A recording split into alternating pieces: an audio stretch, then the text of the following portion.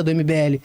O mínimo que deveria ser é esse valor ser reajustado através da inflação para o trabalhador pelo menos não perder o poder de compra real, tá? Então, assim... Só dar assim, em termos de leis trabalhistas, né? A gente vai ter países com maior flexibilidade, países com menos flexibilidade. Você vai ter os Estados Unidos, que, obviamente, como você mesmo disse, todos os países têm leis trabalhistas, isso é óbvio. Os Estados Unidos têm uma lei mais flexível.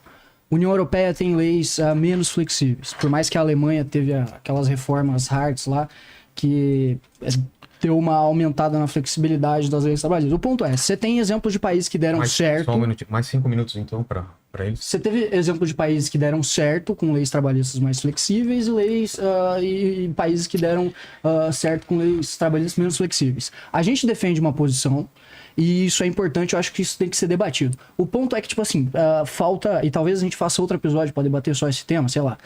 O ponto é que falta pouco tempo, né? Então, eu acho que daria pra gente voltar pro debate que tava no início do primeiro bloco, que eu acho que beleza, a gente tem distinções. Nossa, não, mas aí, Batista, a gente vai ficar assim, naquelas teses econômicas. Eu acho que olha só, deixa eu só perguntar. Por que você acha que PJ... Por que você acha que PJ... prestador de serviço, PJ, que tem outra característica de emprego, por que você acha que é errado, é ruim? Porque, vamos lá, em primeiro lugar é o seguinte, a pessoa ela tem que ter um contador, a pessoa vai ser responsável pela sua própria empresa ali, e isso não é uma coisa natural do mundo. É muito melhor eu trabalhar para você e ter um mínimo de direitos trabalhistas garantidos e livre negociação, né, do que eu ter que abrir uma empresa e me submeter a esse regime que é, de fato, uma precarização de trabalho. Mas a característica de um prestador de serviço é diferente da característica do emprego. Eu sei. Por isso... Se a pessoa quer, por exemplo, prestar serviço para mais pessoas, igual um pintor, você acha que um pintor tinha que ser CLT? Às vezes sim, por exemplo, nos Estados Unidos como é que funciona geralmente? Ou o cara, ele abre uma empresa e contrata os seus pintores, né? Então, mas aí ou ele vai CNPJ. de forma... Calma, mas você tem muito mais pessoas atreladas a CNPJ do que só o pintor necessariamente. Que teriam relação de emprego. É assim que é no Brasil. Sim. Não. Então, vamos lá. Aqui no Brasil funciona assim, cara. Se eu te contratar 3 vezes por semana, né? Eu necessariamente tenho que colocar na CLT. Aí o que vai acontecer? Eu vou ter que ter FGTS pra você, 13º, tudo aquilo. Você vê como a gente... Você pode concluir. Só você vê como a nossa discussão lá, e aí pra galera, não era semântico. É que você não consegue entender que existe características diferentes nessa relação.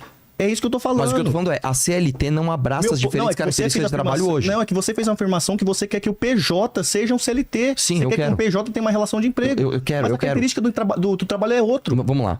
Por quê? Porque hoje a relação de emprego do Brasil, ela tá desatualizada.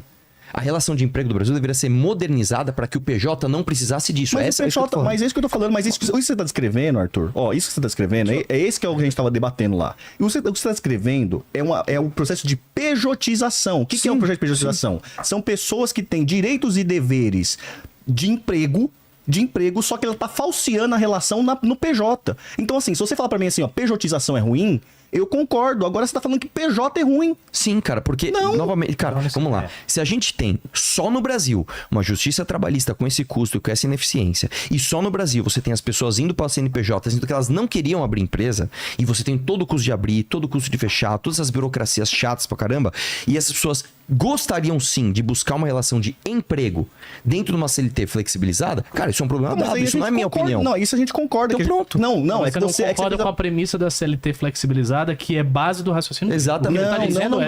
Não negativo. É que ele falou mas que o PJ... do abstrato. Vamos sair do... Peraí, só sair do abstrato. Não é semântico, gente. Não é semântico. É lógico que o PJ não é falando... É lógico que o PJ que ele tá falando é quando o cara... pejotização. Não é qualquer pessoa jurídica. É lógico. Isso é evidente. Não é evidente.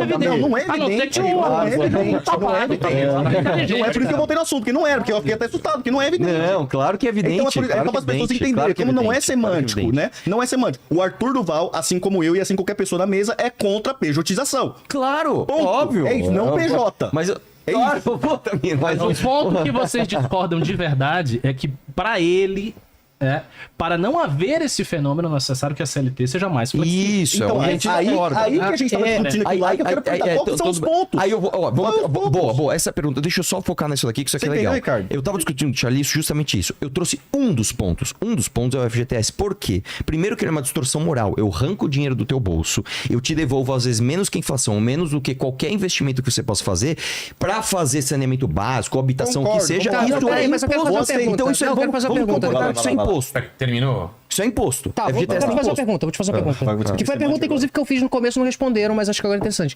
Qual é o mecanismo institucional que... Porque você não tá dizendo que você vai acabar com o FGTS para reduzir um direito do trabalhador. Você tá falando que você quer que o FGTS vá para a mão do trabalhador. Isso, certo? é o mecanismo Ok, institucional. eu quero saber qual é o mecanismo jurídico que vai permitir Que esse dinheiro vá. esse dinheiro realmente vá para o Boa, trabalhador, vamos lá. independente de ele receber um salário mínimo ou dele receber 10 mil. E assim, aquele papo de cálculo do salário que o cara faz 10 mil reais aqui e aí ele já tá calculando com o FGTS, esse cálculo aí ele não faz sentido para responder a pergunta que eu tô fazendo. Essa discussão que nós estamos tendo é a mais importante, que é o espírito do que a gente quer. Como a gente vai escrever na lei? Isso é detalhe. Não é detalhe, Deixa eu explicar. não. Gente, por favor, deixa eu explicar. O que eu tô falando é o seguinte: se eu vou escrever na lei uma palavra muda tudo. A questão é, se todos nós queremos ir para a mesma direção, isso é o mais difícil. Se eu tô falando assim, vamos tirar o dinheiro então do governo, o FGTS, e jogar na mão do trabalhador, Sim. é isso que nós concordamos? Sim. Isso é muito maior do que o artigo específico que eu vou pegar pra gente anular, não ou é. etc. Não, mas claro que não. Aí eu vou dar um exemplo para você, uma trava que nós temos hoje no Brasil. Qualquer aumento do salário mínimo, necessariamente Aumenta o FGTS. aumenta uma série de outras coisas também, inclusive da população economicamente não ativa. O fato é, se eu vou tirar o FGTS da mão do governo e jogar na mão do cara, seja, e dê o nome que você quiser, Vale FGTS ou qualquer coisa, o espírito do que a gente quer é a mesma coisa. Tirar da mão do governo que devolve menos que o cara merece e pôr no bolso do cara. Só isso. Isso pra mim aqui é o ouro do debate, Putz, cara. mas isso não responde o que eu te perguntei. Eu quero. Claro que responde. Não responde, porque Claro que responde. aonde Tá você dando vai concretude. onde você vai Quer um exemplo da atrelar concretude? o FGTS? Vamos pegar então, vamos botar o FGTS num fundo de investimento para infraestrutura para remunerar a um percentual acima da inflação. Isso é uma concretude, né? Vocês topam isso? Depende, porque você tá tirando do trabalhador a opção dele, inclusive, usar pra ele não poupar. Por exemplo, aí é uma outra Mas questão aí que nós temos não que... volta Por no exemplo, debate sobre investimento? Não, A aí gente tá aumentando a beleza. poupança e Então beleza. atrelando isso Então beleza. diretamente Então ao aí a gente vai investimento? por uma outra natureza de debate.